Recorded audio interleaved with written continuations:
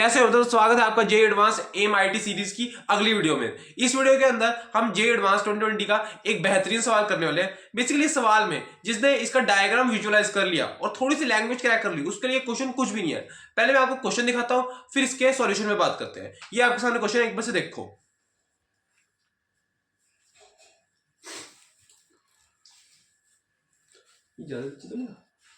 वो आपने क्वेश्चन देख लिया होगा। मैं आपको सजेस्ट करूंगा पहले आप इसे खुद से ट्राई करो, फिर सॉल्यूशन पे आओ। देखो इसमें हमें क्या क्या रखा है। Students skates up ramp that makes angle 30 degree with horizontal. He starts as shown in figure at the bottom of the ramp with speed v naught and wants to turn around over semicircular path xyz of radius r, during which he or she reaches the maximum height h at point y from the ground as shown in the figure.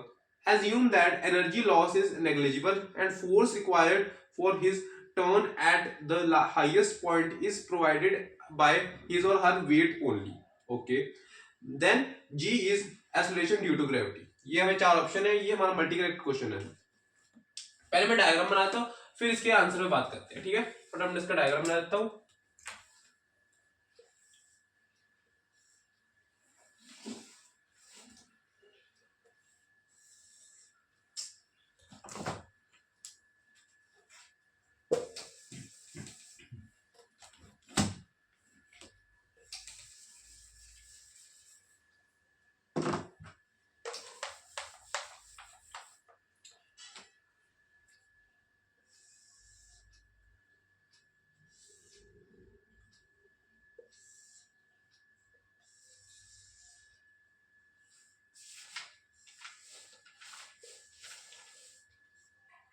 ये हमारा 30 degree angle है। इन्होंने कहा है एक skater यहां से चला स्पीड v से, ये गया गया गया गया इस पॉइंट पे आ गया। ये x पॉइंट क्या रखा है, यहां से टर्न ले रहा है और इस ये है रेडियस हमारा r। ये जो टर्न ले रहा है इसका रेडियस r है। बात क्लियर है? अच्छा, ये हाईएस्ट पॉइंट y है और ये वाला पॉइंट z है। बात क्लियर है? ये सेमिसर्कुलर पाथ बना रहा है। अच्छा, ये हाइट हमें h क्या रखी है, h यही है ना h? हाँ ठीक है, हमारे पास ये हाइट h है।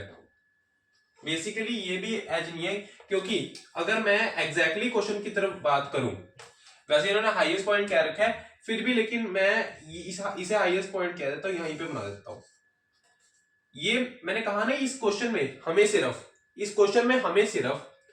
हमें ये डायग्राम को समझना है। हाईएस्ट पॉइंट का मतलब इसका हाईएस्ट पॉइंट नहीं है। हाईएस्ट पॉइंट का मतलब है कि ये जब टर्न ले रहा है तो हाईएस्ट पॉइंट ये y तक जा रहा है ना, तो ये भी हाइट हमें h कह रखी है। बात क्लियर है? ठीक है, देखो अब मान लो मुझसे सबसे पहले मैं यहां से v से चला, फिर यहां पे आगे इसकी कुछ वेलोसिटी होगी, फिर ये टर्न लेना शुरू कर रहा है।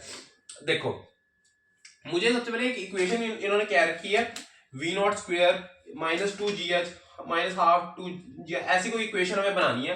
तो वो देखो मैं कैसे बनाऊंगा।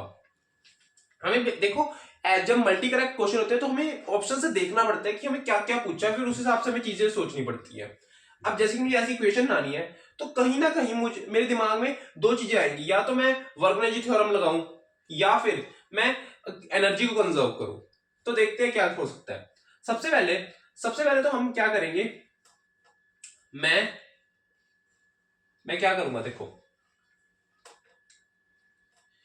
मान लो ये पॉइंट y है, ये समझने की बात कोशिश करो। ये देखो मान लो ये, हम जरा इस वाले एंगल से इस डायग्राम को देखते हैं। मान लो ये तो एक दूसरा एंगल है, वो टॉप व्यू है। मान लो इस वाले व्यू से मैं देखता हूं, मान लो ये पॉइंट y है, इसका मास हमारे नीचे mg लग रहा होगा, मानते हो? ये 30 डिग्री एंगल है ना, 30 डिग्री एंगल है। अच्छा, अब ये हमारे पास क्या बनेगा, ये कौन सा वाला हमारे पास बनेगा, ये होगा 60 डिग्री, ये बनेगा mg cos 60 डिग्री, यानी mg/2 यही होएगा। बात क्लियर है? अच्छा, अब बात समझने की कोशिश करो।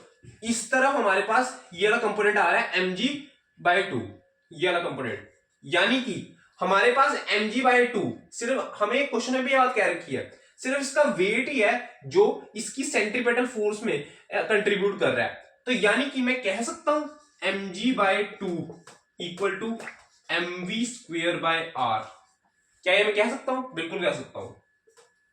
तो यहां से आ गया v² इज इक्वल टू, अगर मैं कहूं यहां पे वेलोसिटी की बात हो रही है तो वो हो जाएगी v²/gr/2।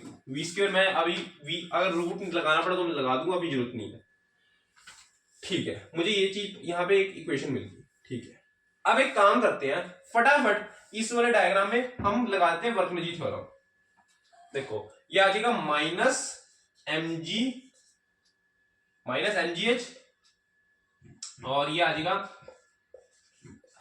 Final velocity minus half mv initial velocity square. ठीक है, ये हो गया minus half mgh half v final, ये v फाइनल ही है, ये v फाइनल ही है। ठीक है, क्योंकि मैं ये y के लिए लगा रहा हूं, ये मैं y के लिए लगा रहा हूं। ठीक है, y पॉइंट पे। अच्छा, तभी h हाइट ले सकते हैं ना। अच्छा, क्योंकि ये तो हमें अभी पता नहीं है, तो ये हो जाएगी m v final gr/2 half m v initial कितना है, v0 है क्या, v0। ठीक है, बात क्लियर है, ये v0 लिख लो। ठीक है, v0। अब यहां से m गया, m गया, m गया। अब एक काम करो, एक 2 को उठा के इधर भेज दो, ये आ जाएगा -2gh इक्वल्स टू क्या आएगा, gr/2 माइनस v0 का स्क्वायर। तो इसको मैं लिख सकता हूं,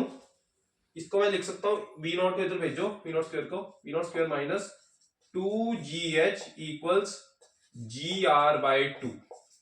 बात क्लियर है? देखते हैं कौन सा ऑप्शन हमारा सही आ रहा है। gr/2 हमारा ए ऑप्शन सही आ रहा है। ठीक है, ए ऑप्शन हमारा सही है। अच्छा, ये देख लो एक बार, किसी ने नोट करना तो।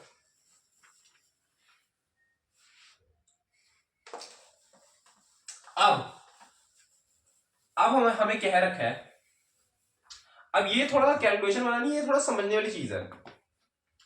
हमसे एक दूसरी चीज पूछी है, देखो अगर ये चीज हमारे पास v² minus v0² minus 2gh की वैल्यू ये आ रही है, तो दूसरा ऑप्शन बी ऑप्शन तो वैसे ही गलत हो गया। अब एक और चीज पूछी है, centimetre force required at point x and z is 0 या centimetre force required is maximum at point x and z। हमें इन दोनों में से सही ऑप्शन देखना है। देखो हमें कहा गया x और z पे हमें सेंटीमीटर फोर्स के बारे में बातें पूछी हैं। अब हमसे कहा गया कि हमारे पास जो रिक्वायर्ड सेंटीमीटर फोर्स है रिक्वायर्ड सेंटीमीटर फोर्स, यानी ये लोग कहीं ना कहीं, इन्होंने नाम नहीं लिया लेकिन कहीं ना कहीं ये लोग y के बारे में भी बात कर रहे हैं, y के रिस्पेक्ट में भी पूछ रहे हैं।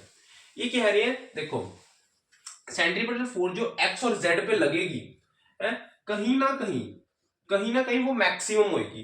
क्यों? ये मैंने बात ऐसे ही कह दी, मैं बताता हूं क्या क्यों। हमारे पास देखो ये जो y होएगी, जैसे जैसे आप समझो ना बात को, ये मान लो यहां से ये चला है, ये v0 से चला, थोड़ा एंगल चेंज करके हम देखें तो ये मान लो v0 से चला, ये 30 डिग्री एंगल है। बात क्लियर है? ये 30 डिग्री एंगल है। अब ये 30 डिग्री एंगल है, ये हो गया ये हो जाएगा cos 30 डिग्री √3/2 और ये हो जाएगा v0/2। ठीक है, हाँ। कहीं ना कहीं जैसे जैसे ये ऊपर जाएगा, हमारे पास वेलोसिटी तो कम होती जाएगी, क्योंकि जैसे हाइट बढ़ेगी वेलोसिटी कम होती जाएगी, कंजर्वेशन ऑफ एनर्जी, है ना। तो जब ये x और z, x and z at same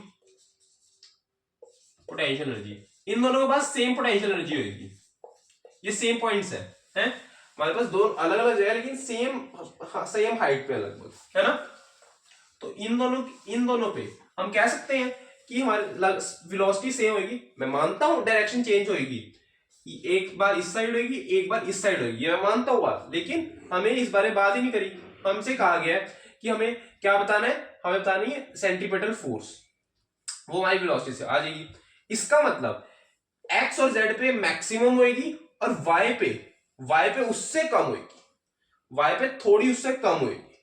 x और जेड पे हमारे पास मैक्सिमम पोटेंशियल एनर्जी होगी। बात समझ में आ रही है? जब ये यहां पे आया था, ये टर्न लेने का था, इसके पास मैक्सिमम सेंटीमेटल फोर्स थी। फिर जैसे जैसे ये हुआ हाइट बढ़ती थी तो इस पे सेंटीमेटल फोर्स कम हो रही थी। बात क्लियर है? तभी हमारा सर्कल कंप्लीट होगा। अगर सेम अगर यहां पे ज्यादा होगी तो कैसे होएगा बताओ?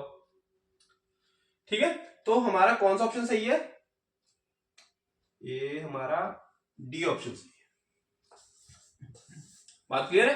मैं फिर से एक बार कह देता हूं, अगर ये जैसे जैसे ऊपर जा रहा है, जब ये वाई पॉइंट पे पहुंचा होगा, इसके पास कहीं ना कहीं वेलोसिटी तो कम होएगी ना, तभी तो फिर सेंट्रीपेटल फोर्स भी कम होएगी, तभी तो ये मुड़ पाएगा है। बात समझो ना? तभी तो ये मुड़ पाएगा है। जब ये यहां पे होएगा तब इस पे मैक्सिमम सेंट्रीपेटल फोर्स होगी, और जब ये वापस आएगा यहाँ जेड पे है, ये एक्स और जेड सेम पोटेंशियल एनर्जी पे है, सेम हाइट पे है, तो हमारे पास यहां और यहां सेम सेंट्रीपेटल फोर्स होगी। हाँ मानता हूं मैं, एक्स और जेड में जो वेलोसिटी होगी उसकी डायरेक्शन अलग अलग होगी, लेकिन हम यहाँ पे सेंट्रीपेटल फोर्स की बात कर रहे हैं। बात क्लियर है? तो हमारा ए और डी ऑप्शन सही है। होप आपको जे एडवांस 2020 का क्वेश्चन अच्छे से समझ में आया होगा। इसके मैंने जो जो कॉन्सेप्ट बताए सारे समझ में आए होंगे, मैंने कैसे कैलकुलेशन करी वो समझ में आई होगी, डायग्राम को विजुलाइज करने का तरीका आपने समझा होगा। होप आपको पूरी चीज समझ में आएगी। और अगर ये वीडियो अच्छी लगी तो वीडियो को लाइक कर देना, चैनल सब्सक्राइब कर देना। Okay, thank you.